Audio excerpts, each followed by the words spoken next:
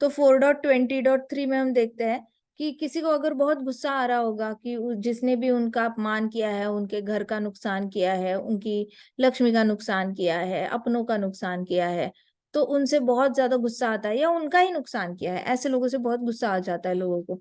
और वो कभी कभी कसम खा लेते हैं हम कभी किसी से बात नहीं करेंगे जिसने हमारा नुकसान किया है। लेकिन अगर आप आपको ऑफेंड करने वाले लोगों को माफ करने लग गए ना, तो ये सबसे बड़ी निशानी होगी कि आप आध्यात्मिकता में आगे बढ़ते जा रहे हो। इसका मतलब क्या हमने आर्टिफिशियली माफ करना है? क्या हमने बस ऊपर ऊपर से ऐसे सोचना है कि मैं डिवोटी हूँ, मैंने माफ करना है, मैं डिवोटी हूँ, मैं माफ करना है? ये माफ करने की प्रोसेस क्या होती है? एक स्पेसिफिक प्रोसेस होती है, जो आप अगर हरि नाम लो तो अपने आप ही अंदर से कटुता चली जाती है लोगों के लिए।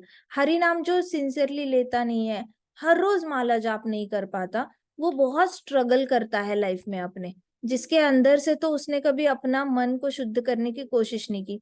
उसका कभी एजेंडा ही नहीं था लाइफ का जाप करने के पीछे कि मैं अपना कंसंट्रेशन बढ़ाऊं, एकाग्रता बढ़ाऊं। अगर आप एकाग्रता बढ़ाओगे तो आप किसी भी चीज पे नजर डालोगे, वो चीज आपकी हो जाएगी, एज सिंपल एज दैट। आपको जो चीज आपको चाहिए कि हाँ इस इंसान को देखकर मुझे अंदर मेरे क्षमा भावना आ जाए, तो वो आ भी जाएगी। लेकिन जाप उतना कंसंट्रेशन से करना चाहिए हर रोज। तो जो लोग बहुत ज्यादा अच्छे से हर रोज जाप नहीं करते, उनको बहुत ज्यादा स्ट्रगल करना पड़ता है अपनी जिंदगी में। जो लोग उनको तकलीफ देते हैं उनको माफ करने के लिए। अच्छा, तकलीफ देने वाले लोगों को हमेशा माफ करना चाहिए क्या? कैसे माफ करें अगर उन्होंने बहुत नेक्स्ट लेवल की तकलीफ दी है? ये सारे क्वेश्चंस भक्तों के हमेशा होते हैं। इसलिए प्राइमरी प्रोसेस होती है जहाँ पे आप शास्त्र पठन करते हो और हरि नाम का सहारा लेते हो। ये करते करते अगर किसी इंसान के लिए अपने हृदय में से कटुता चली गई, तो अपने आप उसी को फॉरगिवनेस कहते हैं।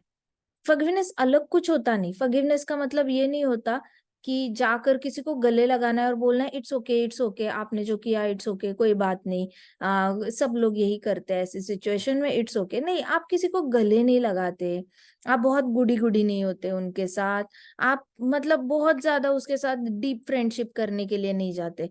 आपके मन से उसकी कटुता चली जाना इटसेल्फ इज फॉरगिवनेस। आपके मन में बस उस इंसान को देख के ऐसी भावना नहीं आनी चाहिए, उसको देख के ऐसी भावना नहीं आनी चाहिए, उसको देख के ऐसी भावना भी नहीं आनी चाहिए। उसको देख के you should be like just blank neutral. आपको मतलब है क्या नहीं क्या फर्क ही नहीं पड़ता। ये वाली जो भावना होती है उसको फॉरगिवनेस कहते हैं। उसको टच मत करना, ये चल नहीं रहा है कैमरा, वायर को टच मत करो प्लीज, टाइम लगता है मुझे ऑन करने में। फिर forgiveness is a quality of those advancing in spiritual life। तो प्रभुपाद कहते हैं 4.20.3 में कहा गया है कि ये उन्हीं की क्वालिटी है जो माफ कर पाते हैं लोगों को जल्दी जल्दी।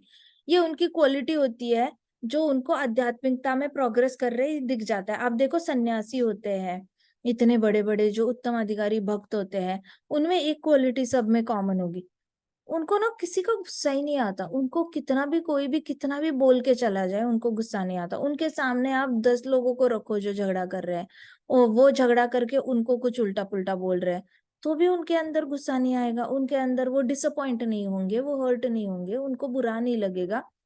वो अपना हरि नाम लेने में इतने संतुष्ट रहते हैं कि सामने उनके हजारों हजारों लोग रखो, लेकिन उनको उससे उनका ऐसे मतलब मन मन की शांति इतनी भी नहीं ढलती उनकी। Now that is the progressed situation. पूर्ण विकसित चेतना कहते हैं, पूर्ण विकसित हो गई है उनकी कृष्णा कॉन्शियसनेस। जो तो हिल गया, किसी का ओपिनियन सुन के ही हिल गया ना, तो उसको कहते हैं कि दूसरे के दुख से उसको अंदर अभी जरूरत है उसको माफ करने की, क्योंकि वो परेशान हो गया। अब परेशान हो गया है तो पहले तो मन से परेशानी निकालनी पड़ेगी, दूसरी स्टेप पे फिर माफी आएगी। लेकिन उत्तम अधिकारी स्तर पे क्या होता है, अंदर आप ऑफेंड ही नहीं होते तो माफी की ये नहीं आती, टाइम ही नहीं आता। सो यहाँ पे कहा गया है an intelligent person does not act against another soul और body because he knows that soul is always pure and is a part of Krishna but is influenced by modes of material nature. जो एक intelligent इंसान होता है ना, वो does not act against another soul, दूसरे के खिलाफ ऐसी कोई एक्शन लेता नहीं है।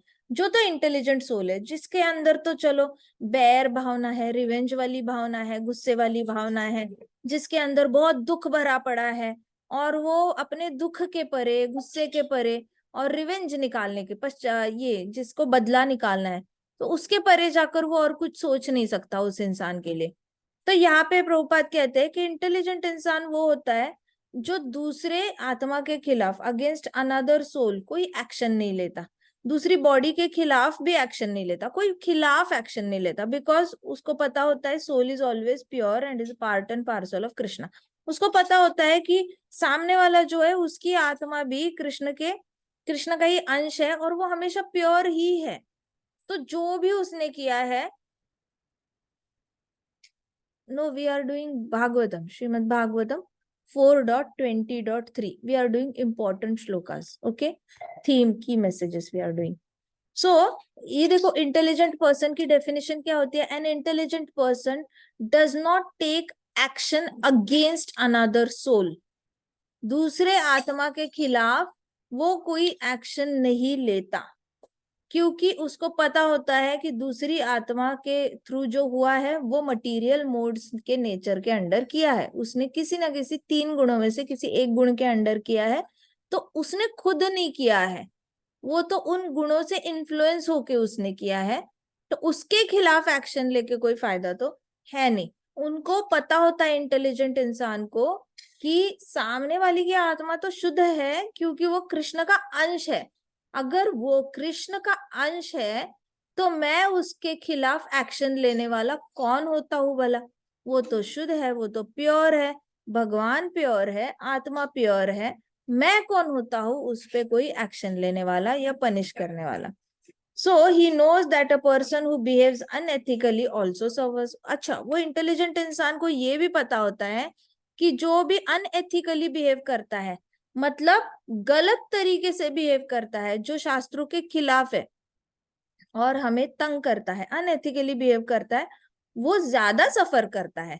मतलब उसने अगर रूल तोड़ के हमें तंग किया है तो हम सफर होने से पहले, मतलब हमें तकलीफ होने से पहले उसको ज्यादा तकलीफ होगी, क्योंकि उसने झूठ बोला है या उसने चीटिंग करी है, उसने डिसऑनेस्टी करी है या फिर उसने कुछ गलत किया है। इसका मतलब वो ज्यादा परेशान होगा, वो ज्यादा दुखी होगा क्योंकि उसने वो किया है, और हम कम दुखी होंगे। तो इंटेलिजेंट इंसान को पता होता है कि वो तो ऑलरेडी दुख से जा रहा है, उसको मैं भला और क्या दुखी करूं। कई सारे लोग होते हैं, तुमने मेरे साथ गलत किया, सॉरी बोलो, सॉरी बोलो, अभी सॉरी बोलो, अभी अभी सॉरी बोलो, सॉरी क्यों नहीं बोल रहे हो, सॉरी बोलो, सॉरी बोलो। तो इन लोगों की इच्छा होती है कि सामने वाला और ज्यादा दुख में चला जाए, वो तो दुखी है ही आपका बुरा करके, चेहरे पे दिखा रहा है कि वो बड़ा खुश है आपको तंग करके। बुलीज होते हैं ना, वो ऐसे दिखाते हैं चेहरे पे कि हाँ हाँ हाँ देखो मैंने तुम्हारा कितना बुरा किया, लेकिन वो अंदर से बड़े दुखी होते हैं क्योंकि वो कहीं से बुली होकर आए होते हैं, तो वो बहुत दुख कैरी कर रहे होते हैं अपने हृदय पर। तो ये बुली लोग जो ऐसे डोमिनेट करने वाले लोग हैं, वो किसी और से डोमिनेट होके आए होते हैं। अब वो अपने दिल पे इतना पत्थर लेकर चल रहे होते हैं किसी ने डोमिनेट किया हुआ, अब वो क्या सुखी हो जाएगा आपको डोमिनेट करके, वो खुद दुखों से जूझ रहा है। तो इंटेलिजेंट इंसान को पता होता है उसने मेरे को बुली किया, उसने मेरे को तंग किया, उसने रूल तोड़े और मुझे तंग करने की कोशिश की, वो आप पे बहुत ज्यादा दुख है, अब मैं उसको और क्या दुखी करूं। इंटेलिजेंट इंसान दूसरे का दुख बढ़ाने वाली एक्शन नहीं करेगा। वो ये नहीं बोलेगा चल तू सॉरी बोल, चल तू ऐसे कर, चल तू वैसे कर, दूसरे पे कुछ भी एक्शन करने की कोशिश नहीं करेगा। वो इंटेलिजेंट इंसान जानता है कि he is suffering more than me. तो ये रियल इंटेलिजेंट इंसान होता है। और फेक इंटेलिजेंट इंसान क्या होता है, वो दूसरे में बहुत ज्यादा बदलाव लाने जाता है, तू ऐसे कर, तू वैसे कर, तूने ऐसे नहीं किया, तूने वैसे नहीं किया, तूने ऐसे क्यों नहीं किया। तो अनदर सोल और अनदर बॉडी, वो दूसरे आत्मा पे एक्शन लेता है और अननेसेसरी अपनी मन की शांति खो बैठता है। तो ये फेक इंटेलिजेंट इंसान हो गया। तो दूसरे को अपने हाल पे छोड़ देना चाहिए, उसे सुनना होगा सुन लेगा, नहीं सुनना होगा नहीं सुनेगा, उसने तंग करना है वो खुद दुखी में हो जाएगा। तो इसलिए कहा गया है कि one who behaves unethically suffers more than the person on home he has behaved unethically. तो जो खुद गलत बिहेव कर रहा है उसको ज्यादा दुख होता है, जिसके साथ बिहेव किया है गलत उसको कम दुख होता है एज कंपेयर टू वो। तो he is there for never envious of soul. तो अभी क्या हो गया ना, मटेरियल वर्ल्ड में एक होता है विक्टिम और एक होता है कल्प्रिट। ठीक है, कल्प्रिट वो होता है जिसने इसको मारा, सपोज इसको मारा है, इसने इसको मारा है, तो ये हो गया कल्प्रिट। मारने वाला कौन हो गया और सहने वाला कौन हो गया, विक्टिम। ठीक है, मटेरियल वर्ल्ड में विक्टिम पे बहुत ज्यादा दया दिखाई जाती है, अरे बेचारा इसकी तो कोई गलती नहीं है, इसे तो मार खा के आ गया, ये वो। देखो उसको अभी इंटेलिजेंट विक्टिम होगा वो क्या सोचेगा, वो फेक इंटेलिजेंट विक्टिम होगा, वो इधर जाएगा दया प्राप्त करेगा, उधर जाएगा दया प्राप्त करने की कोशिश करेगा, उधर जाएगा बात करेगा, इसने मुझे ऐसा किया, इसने मुझे ऐसा किया, और ऐसे करके दया प्राप्त करके अपने आप को अच्छा फील कराएगा। लेकिन इंटेलिजेंट विक्टिम जो होता है, जिसके ऊपर ऐसे गलत हुआ है, वो सोचता है कि अरे ये तो ज्यादा दुखी है, इसको अगर ये करने की जरूरत पड़ गई तो ये ज्यादा दुखी है, ऐसे सोचता है। क्योंकि इसने अगर मुझे एक बार ऐसे किया है तो इसने अपने मन में अपने साथ कितनी बार गलत काम किया होगा, उसने अपने माइंड में 10 बार 100 बार वही चीज सोची होगी, अपने ऊपर एक्ट की होगी और फिर मेरे ऊपर की होगी। तो ये रियल इंटेलिजेंट होता है। तो यहाँ पे इस श्लोक में प्रभुपाद यही कहते हैं कि इसलिए जिसके जो सह रहा है वो ज्यादा इंटेलिजेंट तब होता है जब उसको पता होता है कि सामने वाला उससे ज्यादा दुखी हो रहा है, अब उस पर एक्शन लेके फायदा नहीं है, दुखी को और दुखी करने में पॉइंट नहीं है। चलो मैं तो पहले खुश था और अभी मैं दुखी हो गया, लेकिन वो पहले से ही दुखी है और वो ज्यादा दुखी हो रहा है, अब मैं उसमें और क्या तड़का डालू उसको दुखी करने के लिए। तो इसलिए इंटेलिजेंट इंसान एक्शन नहीं लेता।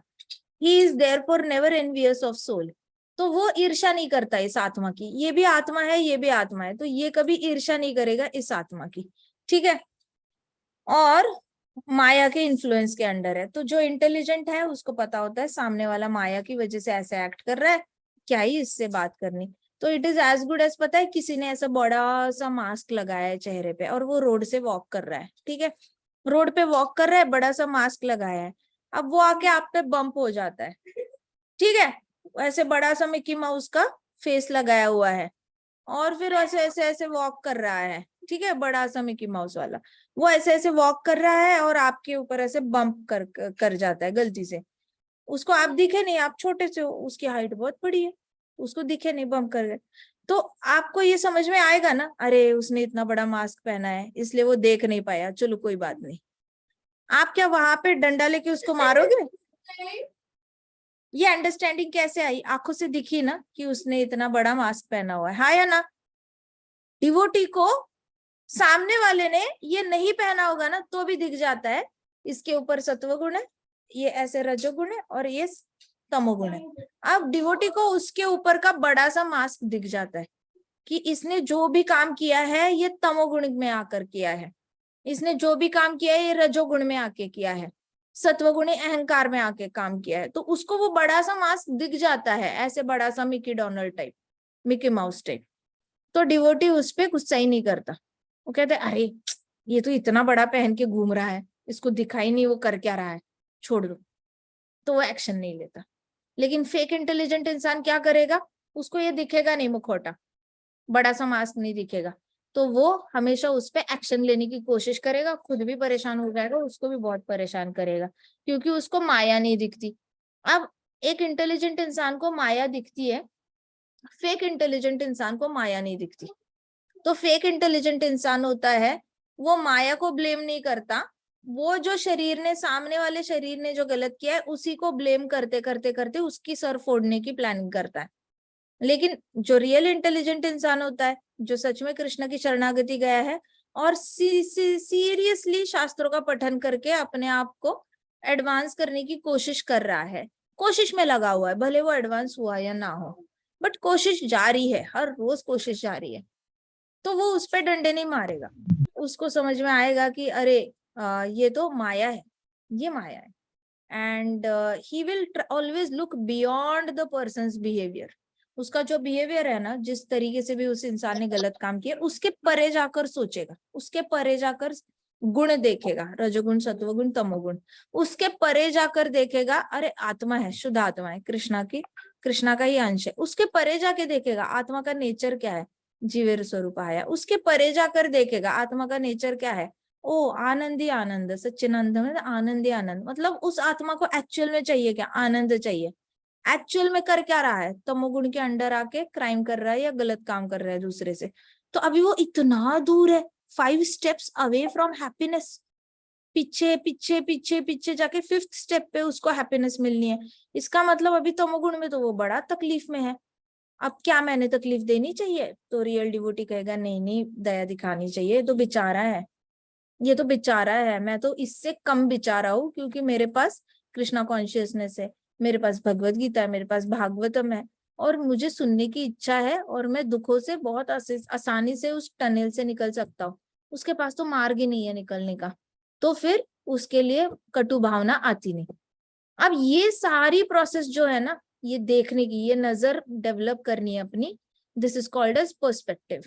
अगर ये डिवोटी ये नजर डेवलप कर लेगा ना, सामने वाला शरीर, शरीर के ऊपर मुखौटा, पहला मुखौटा सत्वगुण का, उसके ऊपर रजोगुण का, उसके ऊपर तमोगुण का, उसके ऊपर माया की पट्टी, ब्लैक कलर का सेलो टेप लगाया हुआ आंखों पे, फुल्ली ब्लॉक्ड, कुछ समझ में नहीं आ रहा उसको। अब उसके पीछे क्या है? उसके पीछे वो आत्मा है, कृष्णा का अंश है। उसके पीछे वो क्या है? आनंद ही आनंद है, आत्मा का नेचर ही आनंद ही आनंद है। उसके पीछे क्या है? उसको सेवा करनी है कृष्णा की, नित्य स्वरूप है उसका, कृष्णा का दास है वो। अच्छा, उसके पीछे क्या है? दासानुदास है वो, और दासों को सेवा करना चाहता है, फिर आनंद ही आनंद है। तो इतना ज्यादा दुखी है, ये देख लेगा तो डिवोटी परेशान नहीं होगा। अब नहीं परेशान होगा, वो अफेक्ट ही नहीं करेगा कि उसने उसके साथ क्या किया है। हो गई फॉरगिवनेस। ये पूरी मेथड को कहते हैं फॉरगिवनेस। तो फॉरगिवनेस ये नहीं होती आ जाओ आ जाओ, मैं तुम्हें माफ करता हूँ, तुम मुक्त हो गए मेरे श्राप से, ना ना ना, ऐसा कुछ नहीं होता। फॉरगिवनेस मतलब परे जाकर परे जाकर परे जाकर, परे जाओ परे जाओ, पीछे देखो पीछे देखो पीछे देखो पीछे देखो, पीछे देखने की जो क्षमता है उसको फॉरगिवनेस कहते हैं। जैसे आप टीवी देख रहे हो, टीवी देख रहे हो तो बहुत अच्छा आपको सीरियल, टीवी, ड्रामा जो भी चल रहा है वो दिख रहा है। उसके पीछे जाके क्या देखोगे? ओ, ये लोग तो किसी नॉर्मल मुंबई में बैठे हैं, दिल्ली में बैठे हैं, कोलकाता में बैठे हैं, शूटिंग कहीं ना कहीं चल रही है। उसके पीछे देखो तो आपको दिखेंगे वो लोग यहाँ पे खड़े हैं, कैमरा यहाँ पे होगा, और ऐसे शूटिंग हो रही होगी। वहां के उसके पीछे इतने सारी वॉल लगी हुई है, लेकिन इस साइड कुछ नहीं होगा, इस साइड खुला होगा और यहाँ कैमरा लगा होगा। अच्छा, उसके परे देखो तो आपको दिखेगा, अच्छा इनका शूटिंग खत्म हो गया होगा, तो ये आपस में यहाँ पे तो लड़ाई कर रहे हैं टीवी पे स्टोरी में, लेकिन वहां पे बैठकर चाय कॉफी लेमनेड ऐसा कुछ पी रहे होंगे। अच्छा, उसके पीछे देखो, इनकी शूटिंग खत्म होने के बाद सब अपने घर पे जाके बीवी बच्चों की सेवा करते होंगे, अपना अपना रोटी सब्जी खाकर सो जाते होंगे। अच्छा, उसके पीछे देखो, हर रोज सुबह उठ के मेहनत करते होंगे, टिफिन पैक करते होंगे, शूटिंग के लिए आते होंगे, और फिर ये सारा टीवी पे दिख रहा है, वो दिख रहा होगा। पीछे देखो पीछे देखो पीछे देखो पीछे देखो। तो इस तरीके से अपनी नजर डेवलप आप करोगे ना, तो फॉरगिवनेस आप पे आ जाएगी। आपको अलग से कुछ सोचने की कोशिश नहीं करनी है, जैसे कृष्ण ने किया। कृष्ण भगवान को जब माफ करना था, अब इंद्र देवता करते ही रहते कुछ उटपटांग हरकतें, जैसे सन्यासी का रूप लेकर आ गए, चोरी करी घोड़े की, फिर कभी संवर्तक को भेज दिया, बारिश करा दी वृंदावन में। तो कृष्णा ने कैसे माफ किया? कृष्णा ने थोड़ी इंद्र देवता को डंडा दिखाया, सॉरी बोलो सॉरी बोलो सॉरी बोलो, नहीं।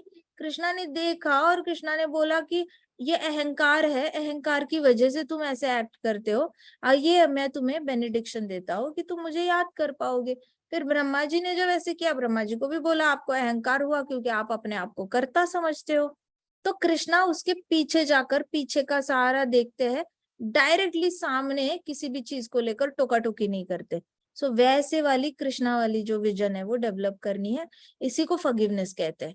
जिस तरीके से आप ये पीछे के when you start looking beyond the persons behaviour, that is when you start becoming उत्तम अधिकारी भक्त। और बहुत इजी है, कोई रॉकेट साइंस नहीं है, बहुत सारे भक्तों ने आज तक ये अचीव किया हुआ है। ऐसा कभी नहीं समझना कि मैं अचीव नहीं कर सकता, मेरे लिए दिल्ली बहुत दूर है। करने वाले तो 5 साल में भी अचीव कर पाते हैं, ध्रुव महाराज वापस आते आते, तपस्या हुई 6 महीने की, वापस आते आते उन्होंने ऑलरेडी सुनीति को माफ कर दिया था। और इसको कौन था उसका भाई ध्रुव महाराज का, उत्तानपाद, उत्तम और उत्तानपाद, इन सबको उसने माफ कर दिया था। उनको तो सुरुचि को, उनको कुछ ऐसे नहीं था, बैर नहीं था उनके खिलाफ। वॉक करके आ रहे थे, ये लोग वेलकम करने के लिए खड़े थे, सबसे पहले जाके गले लगाया था अपने छोटे भाई को, अपनी सौतेली माँ को। सुरुचि से भी बातें करी थी और उसने उससे अच्छे से, और उसके बाद पूरी लाइफ इन दोनों का ख्याल रखा। ये दोनों की मृत्यु हो गई तो दुश्मनों से लड़ने भी गए जिन्होंने इनको मारा था। कैसे आई है फॉरगिवनेस? थोड़ी ना ध्रुव महाराज ने वापस आके बोला माता मैं तुम्हें माफ करता हूँ, भाई मैं तुम्हें माफ करता हूँ, पापा मैं आपको माफ करता हूँ। No, it just came very naturally from his heart, because he saw beyond the matter, beyond the body. Inculcate this vision of looking beyond the body. जब तक ये विजन डेवलप नहीं होती तब तक दुखों का पहाड़ बड़ा बड़ा बड़ा बड़ा होता जाएगा। हर इंसान से हमें कंप्लेन होगी, हर इंसान को हम उंगली दिखा के बोलेंगे ये गलत है, ये चीज गलत है। इंसान गलत है, एनिमल्स गलत है, कंट्री गलत है, पृथ्वी गलत है, पूरी वर्ल्ड ही गलत है, मटेरियल वर्ल्ड ही गलत है। हम उंगली दिखाना कभी छोड़ेंगे नहीं, और फिर हमें इतने हम जिम्मेदारी नहीं लेंगे अपने विजन को डेवलप करने की। तो forgiveness is not a single word, forgiveness is a process. पूरी तरह आपको ये प्रोसेस फॉलो करनी पड़ती है विजन डेवलप करने के लिए, और वो सिर्फ जाप करने से आती है। हृदय में कृष्ण दिख जाते हैं, आपने बस भगवत गीता के थ्रू अपने आप को डिस्कवर करना है कि मैं आत्मा हूँ। सेकंड चैप्टर भगवत गीता पे मास्टरी पानी है, दैट्स ऑल। इतना ही एम रखना है अगले 6 महीने कि मैंने सेकंड चैप्टर पे मास्टरी पानी है। 6 मंथ्स अपनी लाइफ के डेडिकेटेडली दे दो second chapter of Bhagavad Gita which is science of soul. एक बार आपको हृदय में अपने आप को देखना सीखो और कृष्ण को देखना सीख गए, that's it, 99% work is done. एक बार आपको पता चल गया ना मैं आत्मा हूँ, आपको दूसरों को एज अ आत्मा देखना बहुत आसान चला जाएगा। ऐसे कोई बहुत टफ काम नहीं है। आप कितना भी बुरा इंसान आ जाए, इसने उस पे बहुत बड़े बड़े अत्याचार किए हो, तो भी आप आराम से उसको माफ कर पाओगे। और माफ क्या, हम होते कौन है माफ करने वाले? फिर भी मन में किसी के लिए बैर ना रखना इटसेल्फ इज कॉल्ड माफी। अपने मन में किसी के लिए बैर नहीं रखना है, और अगर है तो नोटिस करो कि है मेरे मन में ये बैर है और मैं इसको माफ नहीं कर पा रहा हूँ, तो start looking at that person as if बड़ा सा मास्क पहना है। यूज दिस मेथड कि माया की पट्टी, फिर इतना बड़ा मास्क 3 गुणों का, आपको उस पर गुस्सा आना ही छूट जाएगा। You will not give even a 1% importance to that person, and importance देना ही है। किसी पे गुस्सा मन में रखना, इम्पोर्टेंस ही दे रहे, नेगेटिव इम्पोर्टेंस दे रहे बस हम उनको, कोई ज्यादा ये नहीं, बहुत ज्यादा उसके। हाँ, जो ईर्ष्या करते हैं वो क्या करते हैं, ईर्ष्या मतलब क्या होती है, मुझे उसकी तरह बनना है। जेलसी मतलब क्या होती है, मुझे उसकी तरह बनना है, मैं नहीं बन पा रहा हूँ इसलिए मैं उसको ही खत्म कर दूंगा ताकि मेरी जेलसी खत्म हो जाए। ऐसे नहीं होता। सामने वाले की वजह से अगर मन में जेलसी आ रही है तो सामने वाले को खत्म करके नीचे खींच के फायदा नहीं होता, अपने मन की जेलसी डिलीट करनी होती है। इंसानों को डिलीट नहीं करते। वैसे अपने मन की ईर्ष्या डिलीट करनी होती है, इंसानों को डिलीट नहीं करते लाइफ से। तो लोग ये समझना बहुत इंपॉर्टेंट है कि फॉरगिवनेस होती क्या है। अगर है मन में और नहीं हो पा रहा, किसी को फॉरगिव नहीं कर पा रहे हो, स्टेप बाय स्टेप स्टार्ट करो। ये मेथड यूज करो 4.20.3 भागवतम में। आपको ऐसा कोई लाइफ का प्रॉब्लम नहीं है जो सॉल्व नहीं होता। Everything comes back to Shrimad Bhagavatam and Bhagavad Gita. These are the best of the best scriptures। आपको पता है ऐसे बहुत सारे बुक्स मिलेंगे इस लाइफ में भी, आपको ऐसा मन करेगा कि मैं ये बुक भी पढूं वो बुक भी पढूं, लेकिन zero down to Shrimad Bhagavatam and Bhagavad Gita, that's all. और कुछ पढ़ने की कभी जरूरत ही नहीं है, बिकॉज बाकी सब कुछ पढ़ के भी अल्टीमेटली क्या जाप में मेरा डेडिकेशन और बढ़ेगा? क्या मुझे सच में बहुत ज्यादा डायरेक्टली भागवतम पढ़ोगे तो जाप में अगर कुछ थॉट डिस्टर्बेंस आई, कृष्णा का ही थॉट होगा। बाकी सारे कोई और बुक्स पढ़ने जाओगे, मन में अगर आई तो एब्सोल्यूट ट्रुथ दिखेगा, कहीं ब्रह्म ज्योति दिखेगी, कभी ये दिखेगा, कभी वो दिखेगा, कभी योगी दिखेंगे, तो ऐसे सारे दिखेंगे। थॉट में डिस्टर्बेंस आने से दूसरे लोग दिखना भी तो जाप में डिस्टर्बेंस ही है। लेकिन जाप में ही अगर कृष्ण लीला याद आई, पृथु महाराज याद आ गए, ध्रुव महाराज को नारायण भगवान ने दर्शन दिए थे, कर्दमा मुनि को भगवान ने दर्शन दिए थे, अगर ये याद आ गया जाप करते वक्त और तभी मृत्यु भी आ गई, तो जाना तो वैकुंठ ही है। लेकिन सोचो कुछ और सोचा तो कहाँ जाएंगे, कहीं और ही पहुंच जाएंगे जहां पे वो लोग हैं। So it is always better to think about Krishna, read about Krishna through Bhagavatam and Bhagavad Gita, because no other scripture talks directly about Krishna. No other scripture. कोई और शास्त्र है ही नहीं जो डायरेक्टली कृष्णा से कनेक्टेड है। डायरेक्टली तो सिर्फ भगवद गीता और श्रीमद् भागवतम है। तो अगर हमें डायरेक्ट सेवा करने का मौका है तो टेढ़ा क्यों जाना अननेसेसरी, सीधा जाओ, सीधा रोड है, सीधा जाओ, टेढ़े नहीं मेथड यूज करना। तो फॉरगिवनेस सबको समझ में आ गई, फॉरगिव कैसे किया जाता है, आई क्या बात समझ में? यस माता जी। Yes, understood. मुश्किल लग रहा है फॉरगिव करना? नहीं माता जी। पक्का? बाकी सब लोग, है कोई इंसान जिसको ऐसे धोने का मन करता है आपको?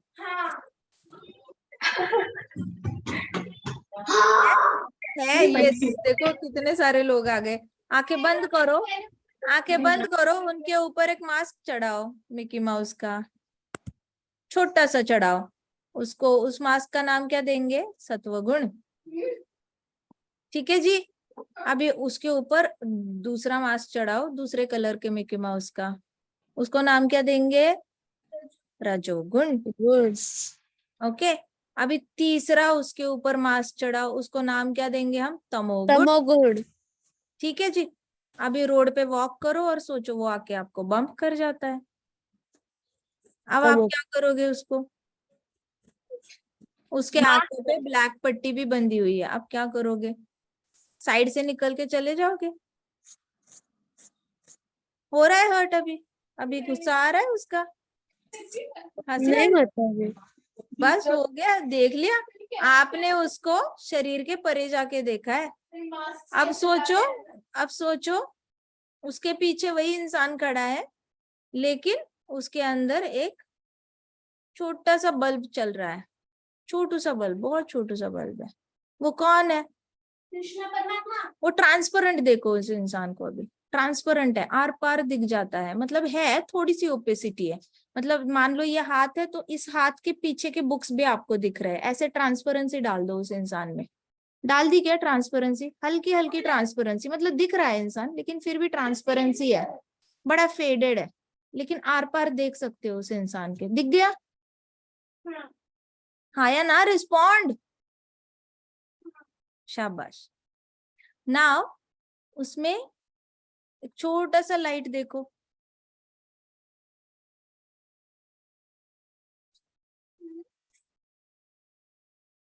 देखा? अब नाउ क्रॉस दैट पर्सन। गुस्सा आया? डंडा मारने का मन किया? धोने का मन किया? ठीक है। So now you understand whatever they do, it is all because of. ठीक है जी। Everybody, इंटरनेट वाले बच्चे, are you there? यस माता जी। All right. So next shloka is, a person in full knowledge of the soul and super soul is not affected by anything related to the body. 4.20.5 से लेके 8 श्लोक तक important message है कि जिस इंसान को आत्मा और परमात्मा का ज्ञान होता है वो किसी भी बॉडीली एक्शन से अफेक्ट नहीं होता। ठीक है। So the soul is pure and non material, has all the good qualities. देखो कितनी अच्छी बात है, सोल के अंदर सारी गुड क्वालिटीज होती है। कल को अगर आपने को किसी ने बोला आपके अंदर ये बैड क्वालिटी है, वो बैड क्वालिटी है, हमेशा याद रखना मैं तो आत्मा हूँ, मेरे अंदर सारी गुड क्वालिटीज है, अब मैंने उस गुड क्वालिटीज पे काम करना है और उसको चमकाना है, अच्छे से डायमंड को पॉलिश करते हैं वैसे पॉलिश करना है, और शरीर की बैड क्वालिटीज अपने आप चली जाएंगी। तो आत्मा इज ऑल गुड क्वालिटीज।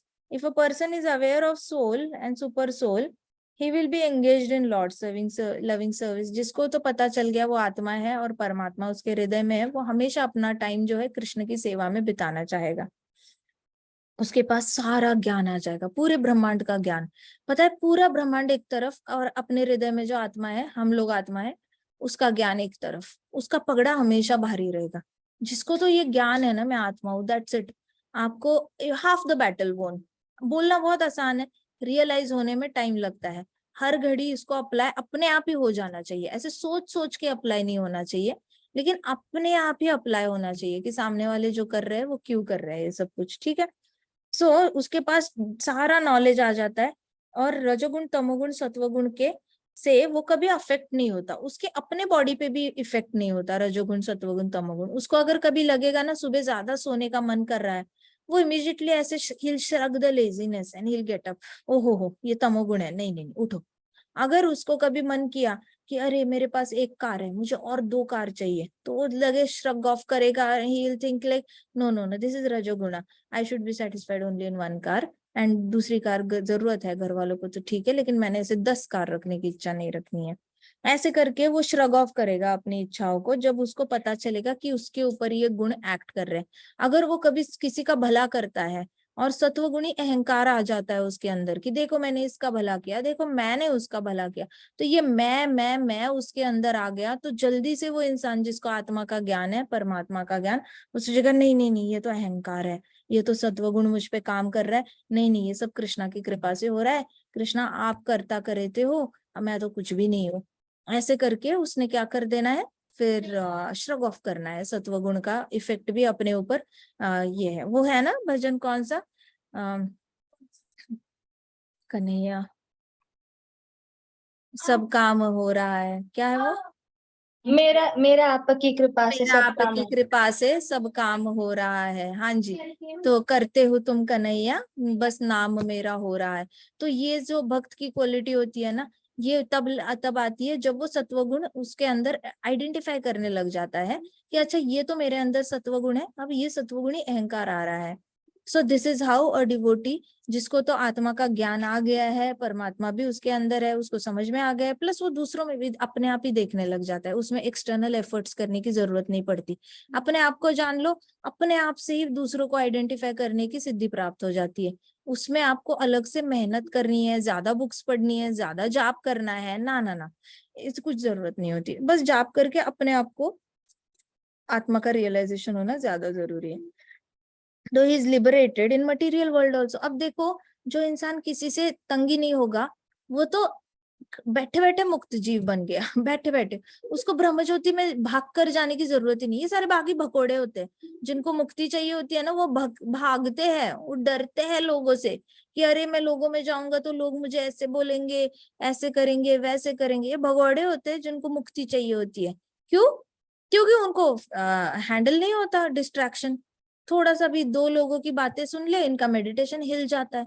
तो ये सबसे दूर होके मेडिटेशन कर लेते हैं, भागते भागते सत्यलोक तक पहुंच जाते हैं मेडिटेशन के लिए, क्योंकि उनको ऐसा संग चाहिए होता है जहां पे कोई भी किसी से भी बात नहीं करता, सब एक दूसरे से 100-100 फीट के डिस्टेंस पे रहते हैं। 100 फीट क्या, मतलब 1000 फीट के डिस्टेंस पे, जहां पे सामने वाले का चेहरा भी ना दिखे, आवाज भी ना सुनाई दे, और इतनी शांति से मेडिटेशन, पिन ड्रॉप साइलेंस, उनको एक चिड़िया की चूचू भी सुनाई नहीं देने, उनको तो पत्ते की सरसराहट भी नहीं चाहिए होती है। इसलिए ऊपर के लोकों में जाते हैं जहाँ पे पेड़ ही नहीं होते, इतनी शांति शांति होती है। इतने भागते भागते भागते इतना ऊपर जाते हैं, क्यों? क्योंकि उनको डिस्टरबेंस नहीं चाहिए, और फिर ब्रह्म ज्योति में जाके स्थित हो जाते हैं। तो यहाँ पे कहते हैं कि जिसको तो एक बार ज्ञान हो गया ना कि वो आत्मा है, और सब लोग सत्वगुण रजोगुण तमोगुण से अफेक्टेड है, और मेरे ऊपर भी है, मेरे हाथ में है कि मैं अफेक्ट ना हूं, तो मैं अपने ऊपर फोकस करूंगा। मैंने कौन सा कॉन्ट्रैक्ट ले रखा है दूसरों के रजोगुण सत्वगुण तमोगुण का इम्पैक्ट उनपे कम करने का, तो मैं डायरेक्टली जाकर उनपे कुछ करूंगा नहीं, मैंने तो अपने ऊपर पहले काम करना है। ऐसे करके जो जान लेता है, तो वो खड़े खड़े बैठे बैठे मुक्त जीव बन जाता है। मुक्त जीव कौन होता है? जो इफेक्ट ही नहीं होता उसको दूसरों लोगों से, तो उसको भागना नहीं पड़ता दूसरे लोगों से। दूसरे लोग उसको अच्छा बोल रहे हैं, बुरा बोल रहे हैं, तंग कर रहे हैं, बहुत ज्यादा मीठी बातें कर रहे हैं, गले लगा रहे हैं, या ऐसे धक्का दे रहे हैं, उसको किसी से फर्क नहीं पड़ता। He remains there and still. Prabhupada जैसे, प्रभुपाद तो इतना पब्लिक स्पीच देते थे कृष्णा कॉन्शियसनेस पे, आधी जनता उलट फुलट छापती थी न्यूज़पेपर पे, आधे लोग टीवी पे गलत दिखा देते थे, आधे लोग अच्छा भी दिखा देते थे। बुक्स भी बहुत ज्यादा ले लेते थे बहुत सारे लोग प्रभुपाद के। तो मिक्स्ड तो हमेशा रहेगा ही रहेगा। प्रभुपाद कभी इम्पैक्ट नहीं हुआ। प्रभुपाद इंडिया आए, इंडिया में भी कुछ सन्यासी थे जो प्रभुपाद को अच्छा नहीं बोलते थे, लेकिन प्रभुपाद को कोई फर्क नहीं पड़ा। प्रभुपाद ने अपना काम जारी रखा। मायावादी थे, बड़े जेलस हुए थे, फिर कुछ कुछ वैष्णव थे, वो भी जेलस हो गए थे, लेकिन प्रभुपाद को किसी से फर्क नहीं पड़ा। तो इसको कहते हैं, ऐसे जीव जो होते हैं वो मुक्त जीव होते हैं, बैठे बैठे मुक्त जीव। उनको सत्यलोक तक भागने की भी जरूरत नहीं है, ना जनलोक जाने की जरूरत है, ना महरलोक जाने की जरूरत है, ब्रह्मलोक भी जाने की जरूरत नहीं है। पृथ्वी पे बैठे मुक्त जीव बन गए। तो यहाँ पे कहते हैं कि he is liberated in the material world itself and he is not attach to any of the home, family और वेल्थ। फिर वो किसी से अटैच नहीं होते, किसी के एक्शन से अटैच होते हैं, ना किसी के बॉडी से अटैच हो जाते हैं, क्योंकि उनको पता होता है सारे रिश्ते तो बॉडीली रिलेटेड है। आत्मा का तो एक ही रिश्ता है, कृष्ण से, डायरेक्ट कृष्ण से रिश्ता है आत्मा का। तो उनको बाकी सारे रिश्ते बॉडी से बनते हैं, ये उनको समझ में आ गया होता है। तो उनको बॉडी रिलेटेड वो दुखी नहीं होते unnecessary. It is waste of time actually, unnecessary दुखी होना और दूसरे के खिलाफ मनमुटाव रखना, बदला लेने की इच्छा रखना। अच्छा, पिछले साल तुमने ऐसे किया था ना, मैं याद रखूंगा, और जब टाइम आएगा ना तब वही गेम तुम पे खेलूंगा। मुझे कितना दुख हुआ था तब तुम्हें पता चलेगा जब तुम पे भी बीतेगी। कुछ लोग तो जीते ही इसलिए है ये देखने के लिए कि सामने वाले पे जब वही बीतेगी जो मुझ पे बीती है ना, तब उनके दिल को चैन आएगा। तो वो लोग लिटरली दिन रात उसी के बारे में सोचते हैं, उनके जीवन का लक्ष्य बन जाता है कि जिसने मुझे तंग किया है वो एक दिन तंग हो जाए। अब वो चाहे कितना भी प्यारा हो, कितना भी पास का हो, कितना भी अपना ही फैमिली मेंबर हो, तो भी उनका लक्ष्य बन जाता है कि मुझे तंग किया है ना, तो आपके जीवन में भी ऐसी तकलीफ आनी चाहिए, तब जाके मेरे दिल को ठंडक पड़ेगी। ऐसे भी होते हैं।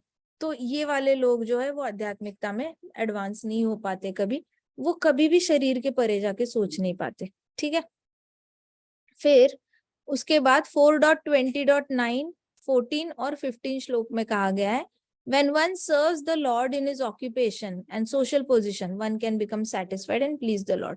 अब जो भी भगवान की सेवा करेगा अपना अपना काम करते करते और अपना अपना आश्रम पोजीशन निभाते हुए, अपना काम करते हुए, कुछ भी काम कर रहे हो आप ऑक्यूपेशन में, डॉक्टर हो, इंजीनियर हो, स्टूडेंट हो, टीचर हो, हाउसवाइफ हो, वर्किंग हो, कोई फर्क नहीं पड़ता, कुछ भी कर रहे हो आप, वो करते करते जो तो आप ऑक्यूपेशन है, ये आपका ऑक्यूपेशन है, आपका वर्ण है और आपका धर्म भी है, जो भी आपकी पोजीशन है। पोजीशन कुछ भी हो सकती है लाइफ में। तो आश्रम है, गृहस्थ आश्रम हो सकता है, वानप्रस्थ हो सकता है। अपने आश्रम में रहकर और अपने वर्ण में रहकर अपना काम करते करते और जहां पे रह रहे हो वहीं पे रहकर अपने काम अच्छे से करते हो, तो भगवान उनसे बहुत प्रसन्न होते हैं। तो इसलिए जो लोग हरि नाम नहीं लेते लेकिन अपना काम बड़ा सिंसियरली करते हैं, जैसे कई सारे लोग मैं देखती हूँ दिल्ली से वृंदावन आते हैं, अपने दोस्तों के साथ आते हैं, दोस्त का भरोसा होता है कृष्ण पे, लेकिन उसका खुद का भरोसा नहीं होता।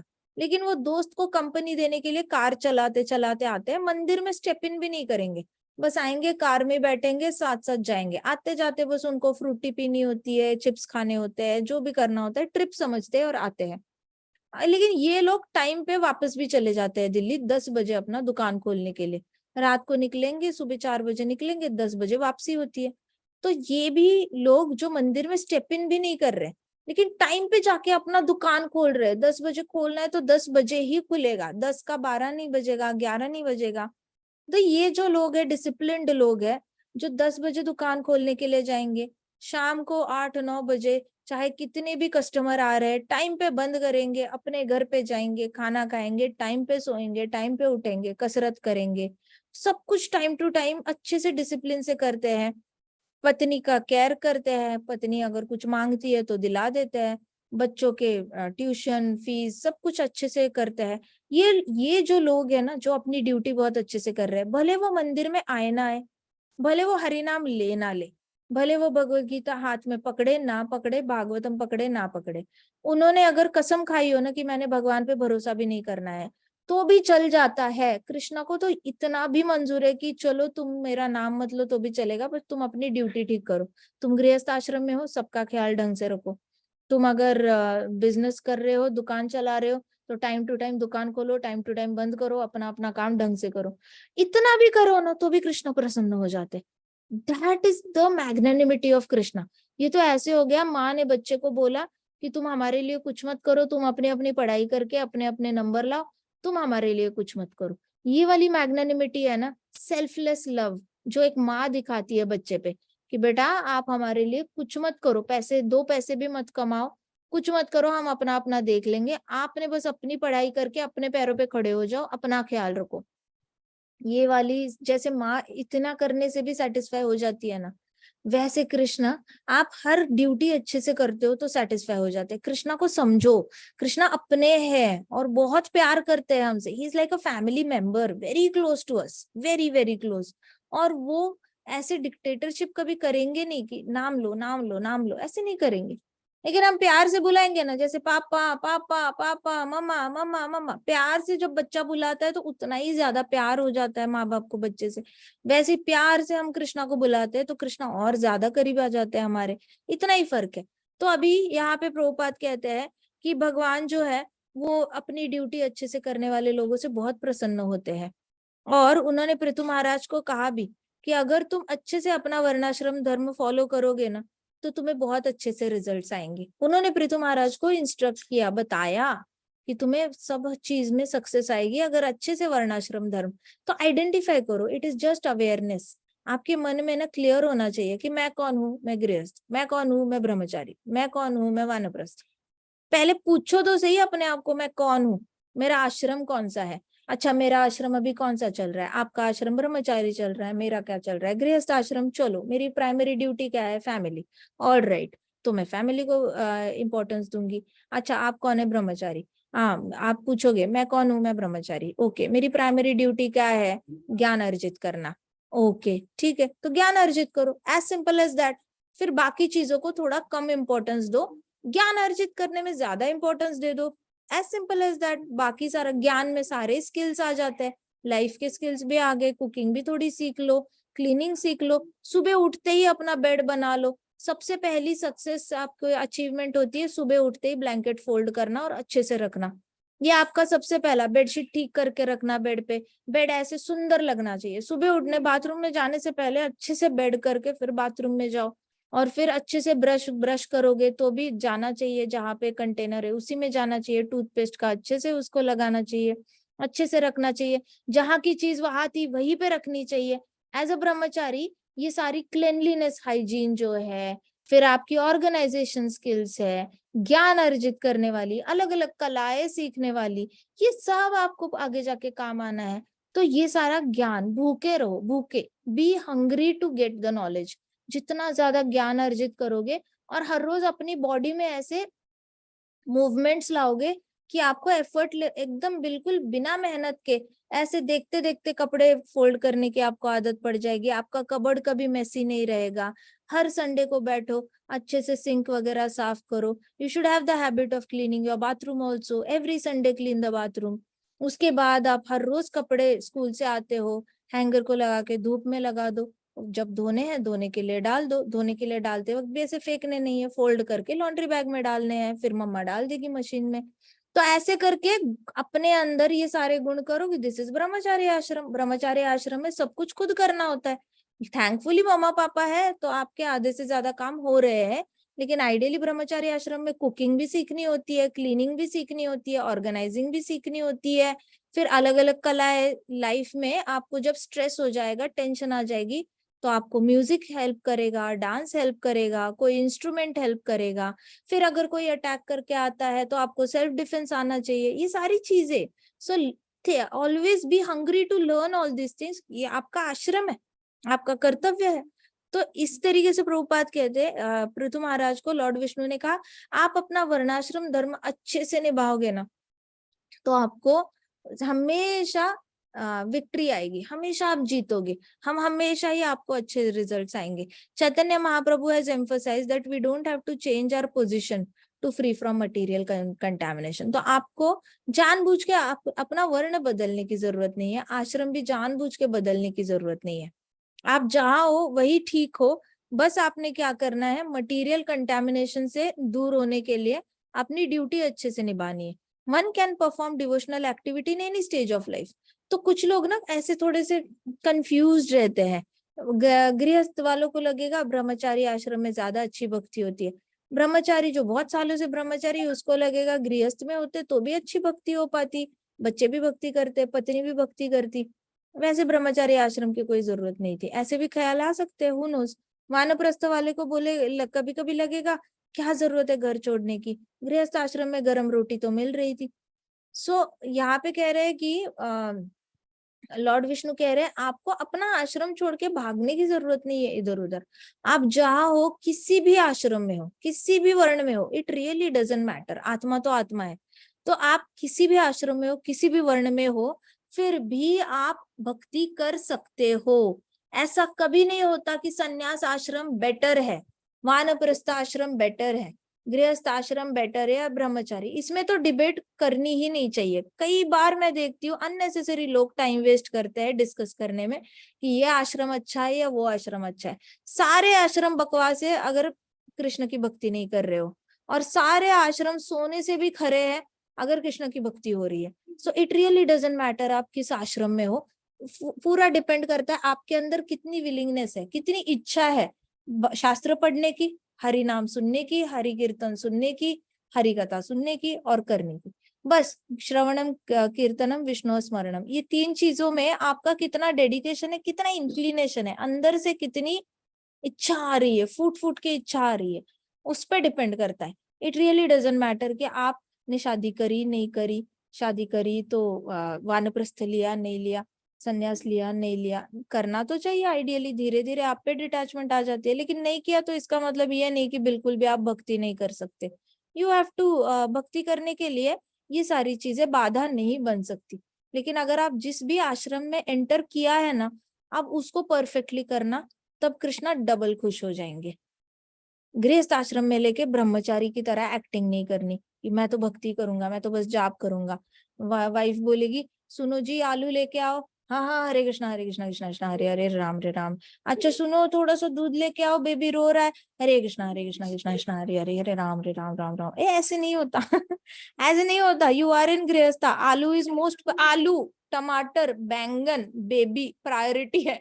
जाप सुबह जल्दी उठ के करना है, प्रायोरिटी में हमेशा ये सारी चीजें रहेंगी। जिस आश्रम में उसकी प्रायोरिटी सीखनी है, that's it, as simple as that. Life को सिंपल रखो, इधर का उधर मिक्स करने की कोशिश नहीं करनी है। ठीक है जी, बाकी हम इम्पोर्टेंट श्लोकास कल करेंगे। ग्रंथराज श्रीमद् भागवतम की जय, श्रील प्रभुपाद की जय, श्री श्री राधा श्याम सुंदर की जय श्री श्री कृष्ण बलराम की जय वृंदावन धाम की जय छोटे छोटे भक्तों की जय। हरे कृष्णा हरे कृष्णा कृष्णा हरे कृष्णा हरे राम राम राम हरे हरे। हरे कृष्णा महासंकीर्तन यज्ञ की जय। हरे कृष्ण माता जी, हरे कृष्णा। शुभ रात्रि। शुभ रात्रि।